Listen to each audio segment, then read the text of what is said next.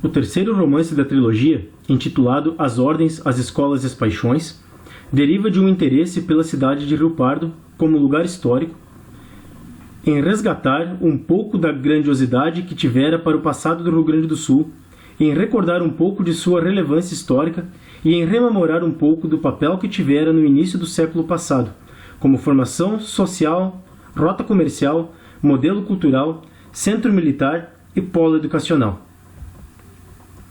Esse romance remonta aos primeiros decênios do Brasil republicano. Lembremos que a República fora proclamada pelo Marechal Deodoro da Fonseca em 1889. Durante a virada do século XIX para o XX, a antiga Escola Militar de Rio Pardo, onde atualmente funciona o Museu de História Militar de Rio Pardo, recebia estudantes de vários lugares e preparava oficiais para o Exército Brasileiro. Alguns filhos ilustres da pátria, como os futuros presidentes do Brasil, Getúlio Vargas e Eurico Dutra, devem parte de sua formação a esses bancos colegiais.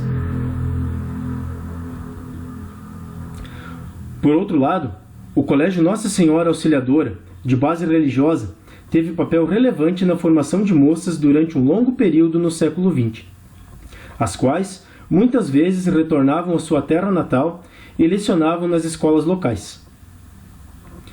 A narrativa de As Ordens, as Escolas e as Paixões ocorre por volta do ano 1900 e anos seguintes, e se passa em Rio Pardo, nas imediações da Escola Militar e do Colégio de Freiras.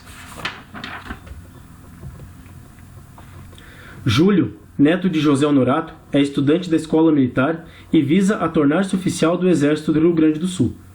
Frequentando as missas na capela Nosso Senhor dos Passos e na Igreja Matriz, Júlio encontra uma noviça do Colégio de Freiras, por quem fica encantado.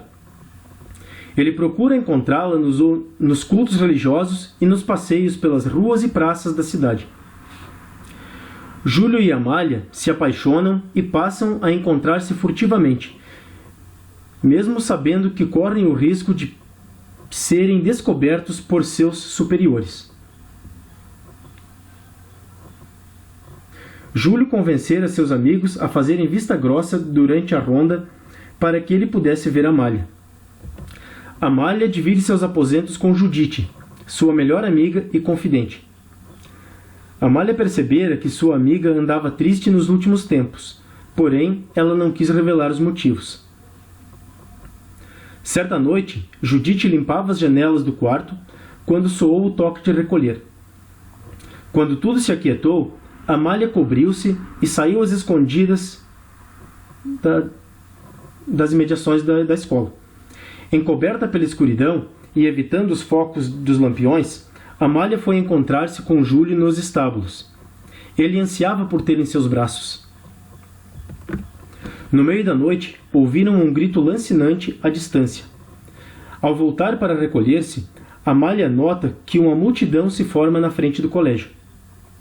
Ao aproximar-se, vê o corpo de sua amiga inerte na calçada. Judite caíra da janela do quarto. Decidida a apurar o caso, a Madre Superiora está convicta de que Amália sabe de algo e que está envolvida no ocorrido, pois conhece a ligação próxima entre as duas noviças. Em seguida, Amália descobre que está grávida. Então, Júlio e sua amada decidem fugir das escolas, sabedores das punições que ambas as instituições lhes reservam caso permaneçam. Clandestinamente, o casal deixa Rio Pardo e vagueia por cidades e vilas do Rio Grande do Sul. Por fim, são capturados e levados de volta às instituições de onde desertaram. Júlio deverá ser julgado por um conselho disciplinar da escola militar e terá sua carreira manchada, podendo vir a ser expulso da ordem ou mesmo preso por deserção. Amália, prestes a dar à luz, aguarda em confinamento nos claustros do colégio e desespera-se ao saber que assim que der à luz, ela será mandada para um convento e a criança será entregue na roda da fortuna. Dispostos a evitar que tal tragédia se abata sobre a sua família, o pai e os irmãos de Júlio se reúnem e partem para o Passo da Mangueira em busca dos familiares de Amália. Então, os patriarcas veem-se obrigados a resolverem os conflitos de uma inimizade secular que divide ambas as famílias para que possam resgatar seus filhos e o neto antes que se perca por trás do vão onde gira a roda da fortuna. Neste ponto, ponho à disposição um trecho do romance. Àquela hora, Júlio já estava impaciente. Não mais em seu canto junto à pilha de sacos de milho, mas caminhando de um lado para o outro no corredor formado entre o depósito e as cocheiras. Ia até a frente do estábulo, agachava-se junto ao portão e espiava na direção da escola das freiras. Ocultava-se sob a sombra do cinamomo, evitando a luz das candeias que iluminavam a frente dos galpões. Espiava novamente e nada. As luzes no interior do colégio das irmãs apagadas. Somente as lamparinas da iluminação externa a clarear a rua e o espaço entre os arvoredos no interior do pátio dos fundos. A não ser o balançar dos galhos com a brisa noturna, nenhum movimento no pátio. Nada no caminho de pedras. Por um instante, pensou ter visto algo se mexer além dos limites do pátio, mas então notou que era apenas um cachorro bandoleiro a catar alguma sobra pela rua. Ela não virá, eu sabia, pensou num misto de indignação e desespero. Mas se não aparecer, eu nunca mais olho para a cara dela. Ela pode me esquecer. Como dói a desilusão no coração dos rapazes. E como o sabor de um desengano mexe com os seus brios. É um gosto amargo que abate os seus ânimos. Quando deu por si, já estava vagando na área iluminada, sob a luz da candeia. Pulou de volta ao abrigo da sombra. Voltou impaciente para dentro da varanda. Não podia ficar parado no limpo do galpão. No limpo junto ao galpão. Arriscando a ser visto, caso o capitão resolvesse dar uma incerta pela rua, a ver como ia a ronda com os sentinelas. Descuidado, atravessou bruscamente o corredor diante das cocheiras, deu um soco no ar e assustou o tordilho negro, que sentou para trás e bufou cestroso, arregalando os olhos e murchando as orelhas. Psh, psh. Calma, garotão. Procurou acalmar o animal, num tom suave. Eu é que preciso me acalmar, pensou. Se ela não vir, paciência. Não será a primeira vez que um flerte não é correspondido. Contudo, seu coração contrariava sua tentativa de racionalizar a situação. Palpitando em seu peito, o coração sinalizava que ele sofreria a falta de Amália se ela não comparecesse. Muito para além de um mero amuamento. Pois, em verdade, para ele não se tratava de um simples flerte. Eram os rasgos avassaladores de uma paixão que acelerava seu sangue e confundia suas emoções.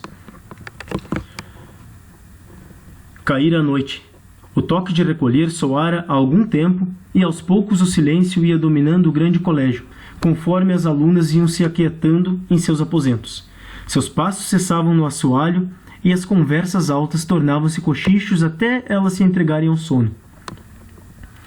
A pesada porta dos fundos abriu-se lentamente com um rangido cavo e um vulto envolto em uma capa escura e com o rosto encoberto por um capuz esgueirou-se pelas sombras junto à parede do prédio. A escuridão que imperava sobre o pátio, iluminado apenas por tochas dispostas nos cantos, não ajudava a reconhecer qualquer traço de sua fisionomia. Pelo tamanho e por certa delicadeza no modo de andar, e acima de tudo, porque o colégio das irmãs não abrigava homens, devia tratar-se de uma mulher. Ao aproximar-se do canto da construção, encoberta pela sombra negra projetada por baixo das arcadas, ouviu o apito que os sentinelas faziam soar de tempos em tempos. Como o Silvio estava próximo, sabia que precisava esperar que os soldados volvessem e marchassem para a ponta oposta das imediações, sumindo-se atrás dos edifícios. Escondeu-se atrás de um dos pilares e esperou. Por fim, atravessou o terreno sob a proteção do manto noturno. Uma nuvem chapada encobria o céu nas bandas do leste e a lua ainda não despontara no horizonte, clareando de prata o verde opaco das coxilhas.